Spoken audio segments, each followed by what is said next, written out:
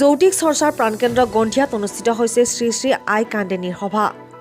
যৌতিক শাস্ত্ৰ চৰ্চাৰ প্ৰাণকেন্দ্ৰ স্বৰূপ নলবাৰী জিলাৰ গন্ধিয়াত তিনিদিনীয়াকৈ অনুষ্ঠিত হোৱা ঈশ্বৰী শ্ৰী শ্ৰী আই কান্দেনীৰ সভা মহোৎসৱৰ দেওবাৰে সামৰণি পৰিছে।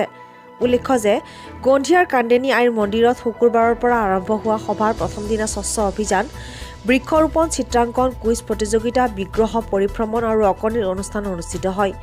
একেদৰে বন্তি প্ৰজ্বলন কাৰ্যসূচীত উপস্থিত থাকে পশ্চিম নলবাৰীৰ ৰাজ্য চক্ৰৰ বিষয়া অৰ্পণা শৰ্মা, মণ্ডল বিদ্যুৎ দাস আৰু বেলচৰ আৰক্ষী থানাৰ ভাৰপ্ৰাপ্ত আৰক্ষী বিষয়া লিকুমণি শৰ্মা। ইপিনে শনিবাৰে শ্ৰী শ্ৰী বিষ্ণু দেৱতাৰ পূজা অৰ্চনা, শান্তি পুষ্পাঞ্জলি প্ৰদান, প্ৰসাদ বিতৰণৰ পিছতে কামৰূপীয়া ঢুলীয়া প্ৰদৰ্শন কৰা হয়।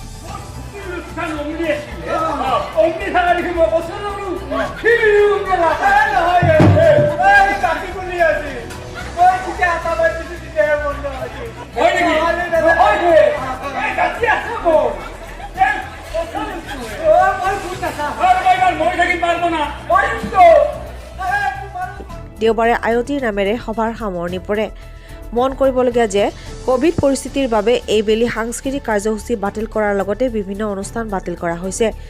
প্ৰণিধানযোগ্য যে কাৰোবাৰ ঘৰৰ শিশু কান্দি থাকিলে তথা অশান্তি কৰি থকা আদিকে ধৰি বিভিন্ন সমস্যাৰ ক্ষেত্ৰত আই কান্দেনীৰ ওচৰত সৰিয়হ তেল মানস কৰিলে সুফল পায় চলি আহিছে। নিত্যানন্দ মহাপ্ৰভু তেওঁৰ পুতেক চিন্তামণিক অসমৰ ধৰ্ম প্ৰচাৰ বৈষ্ণৱ চৈতন্য ধৰ্ম প্ৰচাৰৰ কাৰণে পঠাই দিছিল। তেওঁ আহি গন্ধিয়া আৰ্লিবাৰী সত্ৰত বাসস্থান কৰি এতে ককয়া ৰৌমাৰী থান তেওঁ স্থাপন কৰে। তাৰপিছত বহুদিন নেজৰ কাৰণে তেওঁৰ ঘৈণীয়েক ধৰ্মেশ্বৰী তেওঁক বিচাৰি আহে। ভক্তবিলাকৰ মৰম প্ৰীতিত তেওঁ বহুদিন বংগদেশক যোৱা নাছিল।